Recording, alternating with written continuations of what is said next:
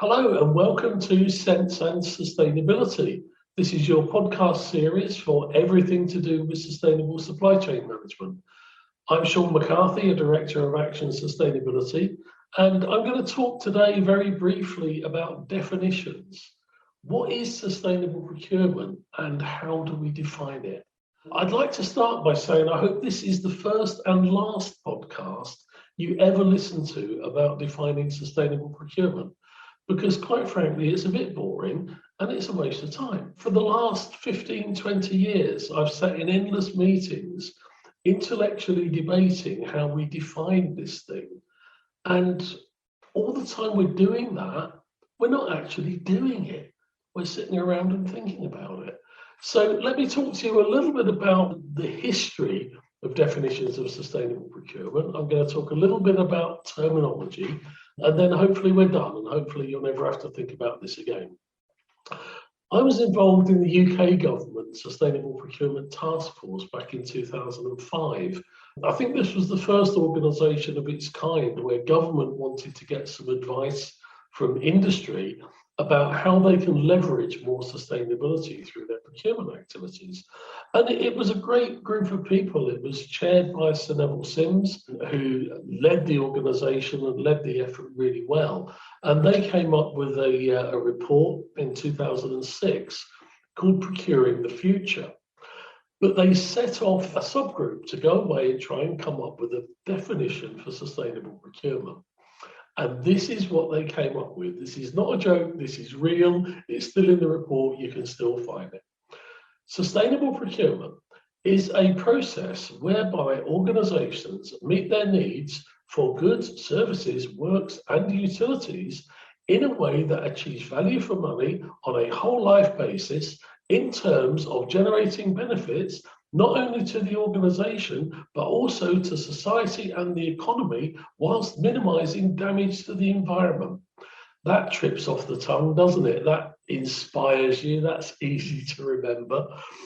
Interestingly, in his foreword to the report, Sir Neville Sims came up with this expression that I really like. Sustainable procurement.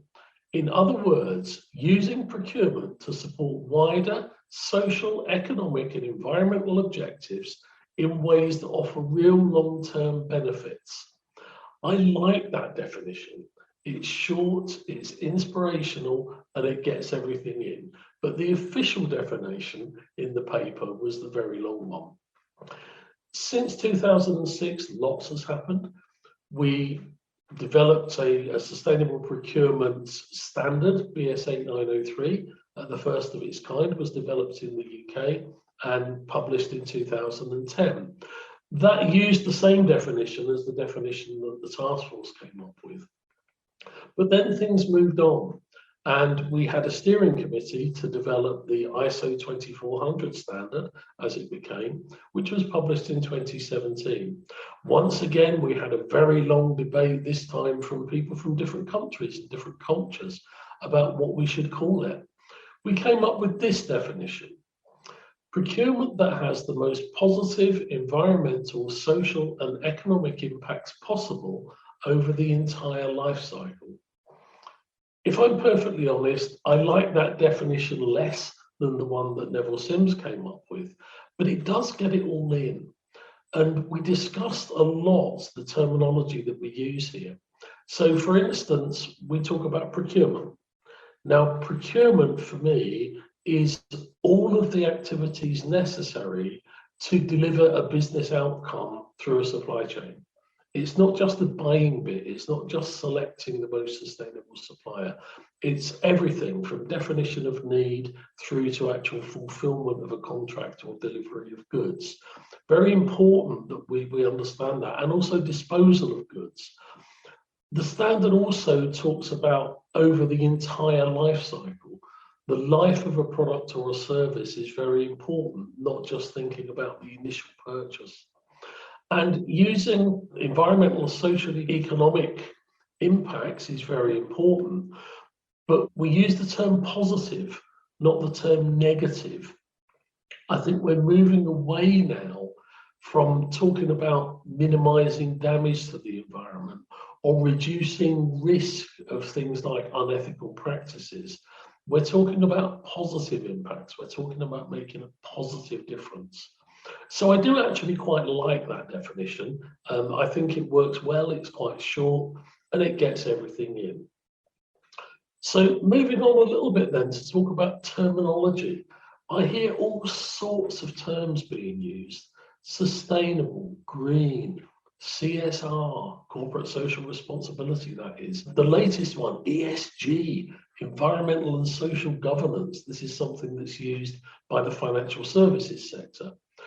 Because the financial services industry is getting much more interested in this, everybody now is talking about ESG. I hear different terms for the term that I would use: sustainable procurement. I hear green public procurement. I hear responsible sourcing. I hear ethical procurement.